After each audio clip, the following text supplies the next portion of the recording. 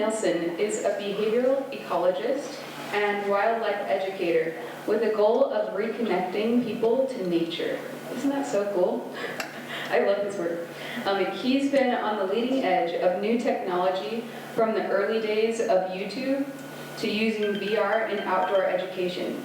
He thinks a lot about the meaning of tech in our human health, through our human health, and has come full circle and runs survival courses via his company Stone Age Man as a way to remind people of first principles. Let's welcome Rob Nelson.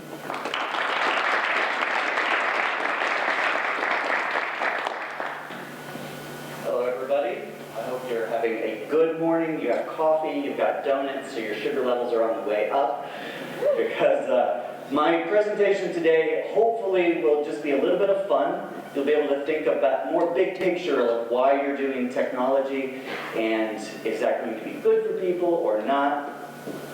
And as I was introduced, yes, I now lead survival courses, but I also use a lot of technology. So I have these two competing parts of my brain. One, I love tech. I shoot VR all the time. I would have flown the drone in here to start, but we're in a restricted zone, just to prove my point. But then there's also a second side of my brain that says, wait a second, that's not the answer. We should pull back just a little bit. Maybe some of you feel that too. I wasn't sure who was going to be here. I wasn't sure if it was students, and I'd have to say, okay, it's not always the future to be more and more into tech, or if it was VR moguls who are trying to convince everyone that that is the solution to everyone's problem. But since I'm a biologist, I wanted to give my perspective on things. And since I use video all the time, because I think it's the most effective way to communicate, I'm just going to show you a 1-minute trailer of what I do, because I think you'll be able to visualize it a little bit better. I'm Rob Nelson, a biologist, your guide. I'm doing this because I think we all need to find ways to reconnect again with this. Those are cottonwood trees, then you can eat it. It seems to me when we work in small groups and we're intimately connected with nature, we're healthiest and happiest. But with all the tech that we have and the big cities that we live in, I feel like we've forgotten many of the things that serve to make us happy. And who's there to teach us? What happens to those teachers, those wise elders, when we leave school? It's hard for a lot of us to find. Where do you go to learn about this? And while it's second best, you're probably going right here on the internet.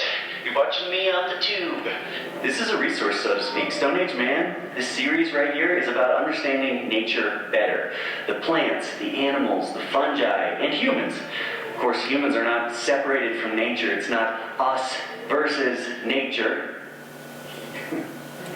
So I hope you can see that in just 1 minute now, instead of me just telling you what I do, you can see it. And something starts to click and you're like, okay, I get this guy, Rob. I think I know where he's coming from. And that's how I use technology, just as a way to get people moving forward quicker.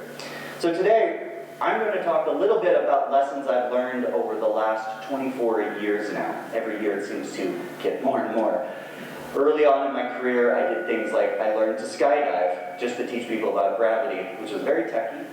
And then now I've kind of come full circle and I teach survival courses where I take people's technology away and they have to survive for a few days. And then when they come back, they have a better appreciation for why they have technology.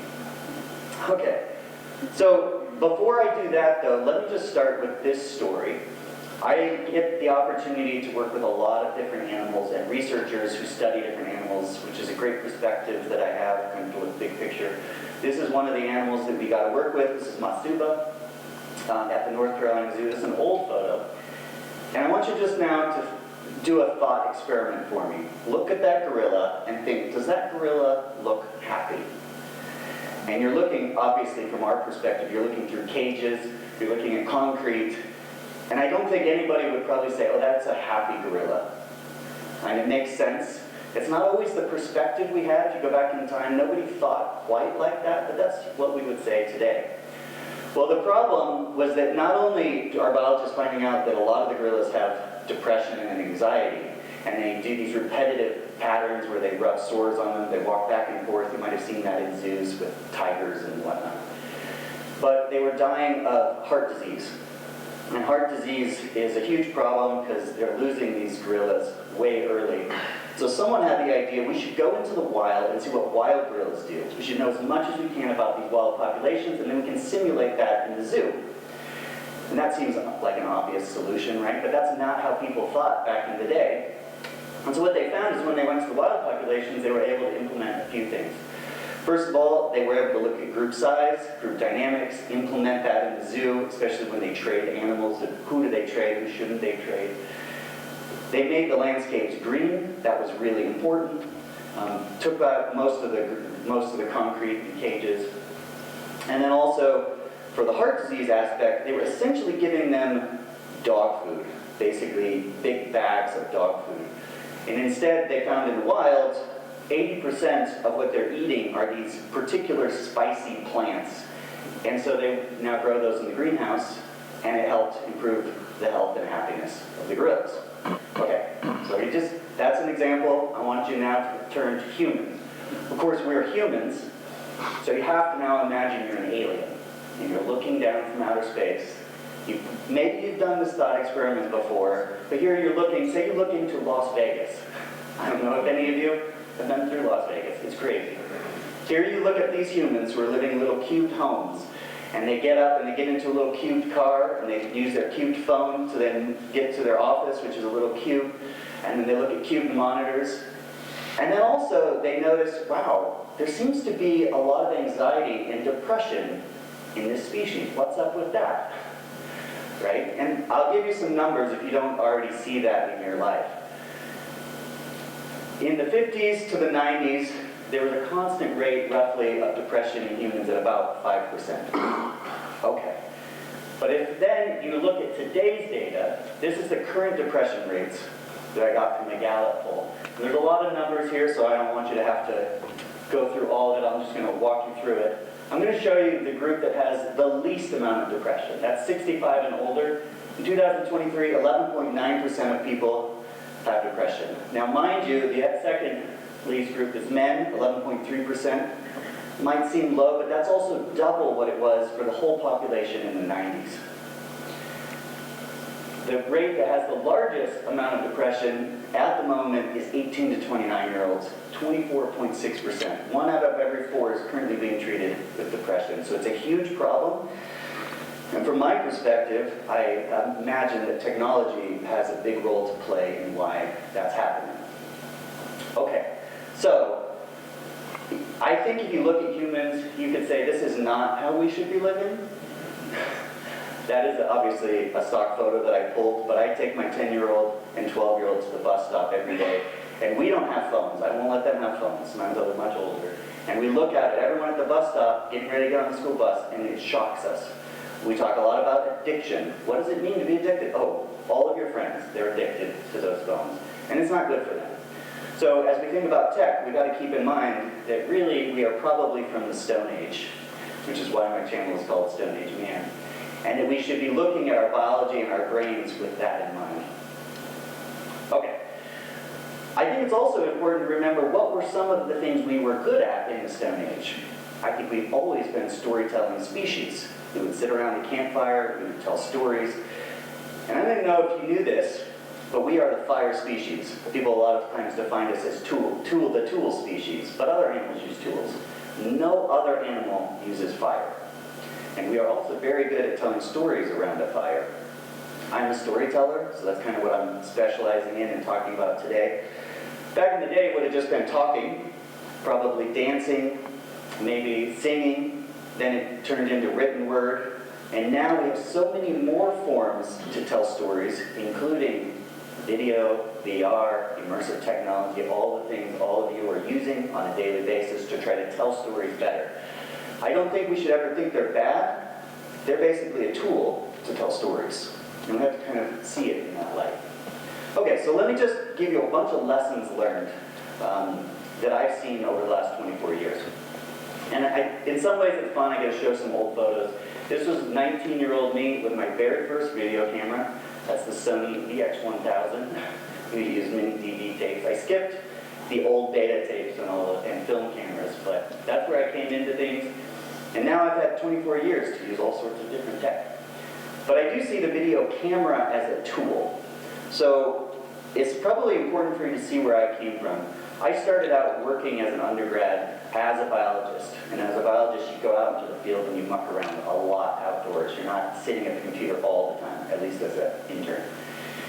And all of the friends and family around me seemed to be living this suburban lifestyle, and it kind of saddened me because I wanted people to see what I was able to see. So then I found, well, maybe I could take a camera like this, film these plants and animals, and share it with people, and they might get excited and see my point of view a little bit more.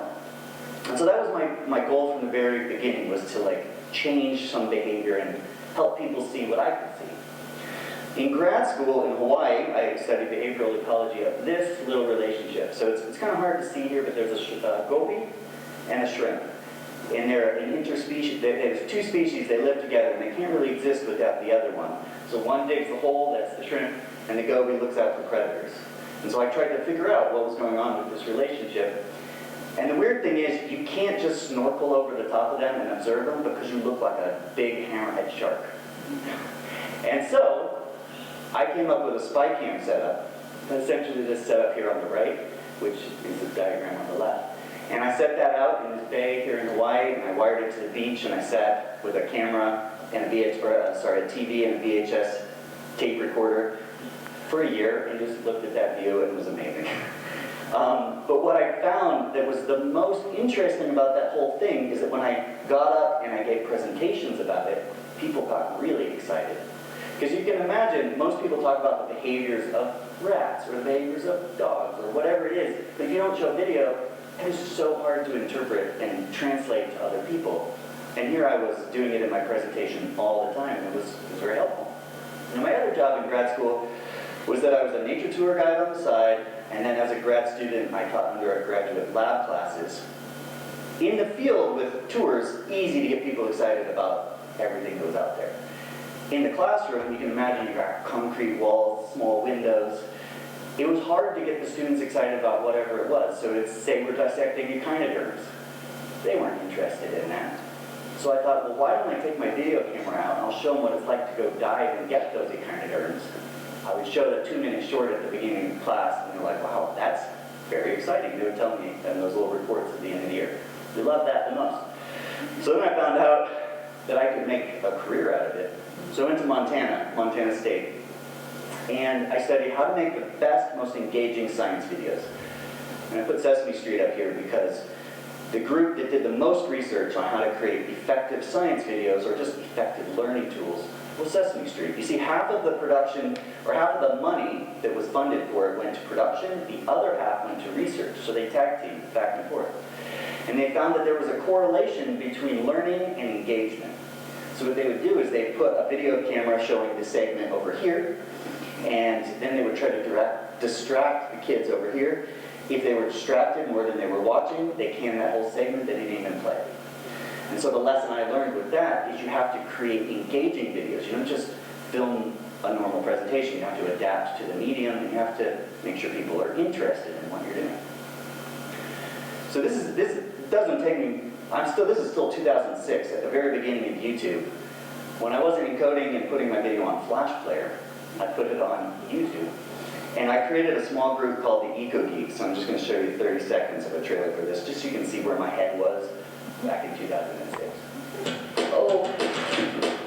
A wild classroom of Eco Geeks exploring biodiversity. The world is a beautiful mystery, life learning and discovery. Eco Geeks. I wrote that song too, that's mine. So I had a lot of practice to do, but I had the idea. You gotta make it fun and interesting for people. Pearson Publishing saw what we were doing, and they actually invited me to work with them to create videos for their lesson plans.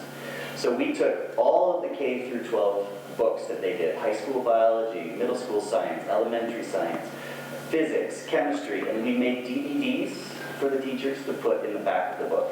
You might have used those at some point.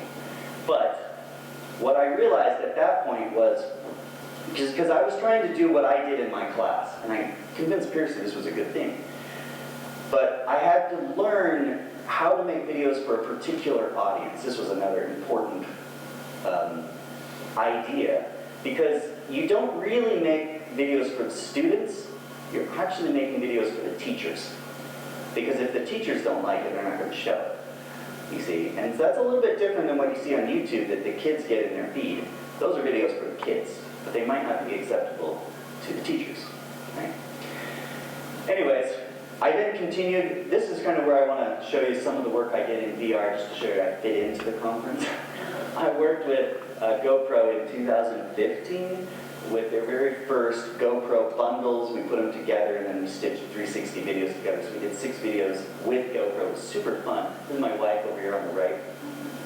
And that then gave me the idea, like, oh, this is the future. I knew then we got to do something with this because now people are immersed in this medium. And so I created a bunch of videos like this. This is outdoor education.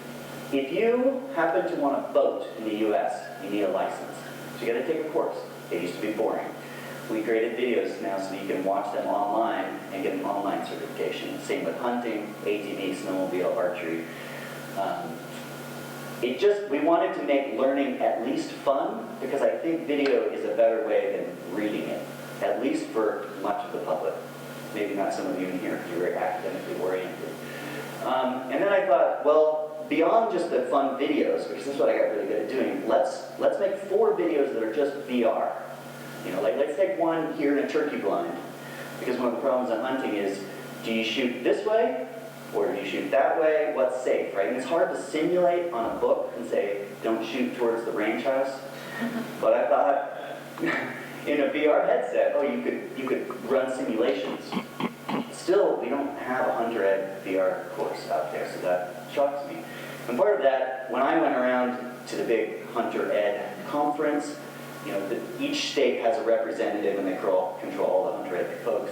They loved it. This was on the Samsung devices early on.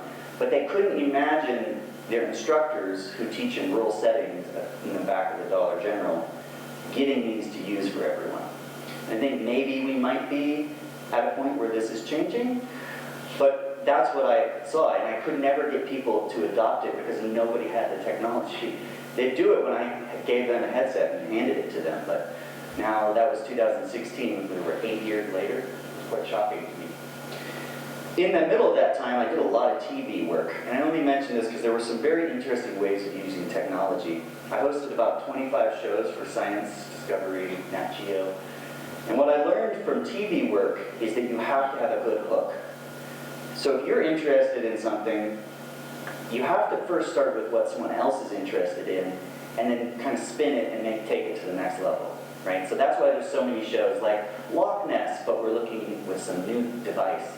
Or you've got the Lost City of Atlantis, or you've got Nazi Gold, right? And then you do it in a new way. And so we did a lot of those things, and I got the opportunity to use tons of new tech. Because even though I was a biologist, on TV I pretended to be a scientist that used all of this tech all the time, and yet I was just learning about it for the first time with the experts. This is a Nazi Gold tunnel, by the way. I have a trailer. I want to show you kind of 30 seconds of how this worked, and I think it will make the point a little better. I wonder how many things still exist below the surface undiscovered. I got something! This is incredible. I'll get a full 3D picture. This could be a tunnel system, maybe a place to put treasure. Coming down! We could rewrite the history books completely. Secrets of the Underground. New season begins Saturday at 10 on... Okay. So, I want to highlight 3 examples of how we used new technology, stuff that would be very applicable for VR and XR, that we used for the show that I got actually pretty good at using. One of them was in these, I say Nazi tunnels. It was in what is now southwest Poland. It was the last stronghold of Hitler before everything collapsed in on him. A lot of the treasure from Europe that they had looted was put on trains with a whole bunch of gold and shipped into this area of eastern Germany. And they had all these tunnel systems, and yet nobody has still found that treasure. So that was what the video was about. And then we took one of those handheld LiDAR units and walked through and mapped the tunnels so that we could look like, what are we missing? Because there's a lot of cave-ins, but you're not going to dig everywhere. And this is kind of how it played out in one short segment. LiDAR stands for light detection and ranging, a device that sends out laser pulses and uses return time measurements to create three-dimensional renderings that can be analyzed with precision. Today, we have a handheld system which will allow us to move easily through the tunnels. This is incredible. This technology used to be huge. It was only able to be used on a plane or ships, and now we just walk around with it. The device is not designed to see into walls like our GPR unit. Rather, it creates a high-resolution 3D map that will allow us to scan the tunnels for suspicious features, like cave-ins that could indicate the Nazis have concealed an entrance or passageway. Essentially, we're looking for irregularities, right? Anything that may have been covered up. Lasers turning on in 3, 2, 1. Oh man, muddy. Will this cutting-edge device finally turn up the legendary Nazi treasure? Wow. Really cool. Or reveal the purpose of this mysterious bunker? Is that a second level? There's a whole level that we may be missing. So what I hope you can see from that short is we were taking this new interesting technology. Really, the story was about the technology, yet we were using something that people already were interested in. And then I was hoping we portrayed it in an interesting way. In this case, we were just putting up 2D, but you could imagine that same map could be shown in a 3D space with a headset. It'd be very cool. LiDAR was used in lots of different ways for the show. You could, more traditionally, they would mount it aerially, and they would fly over landscapes.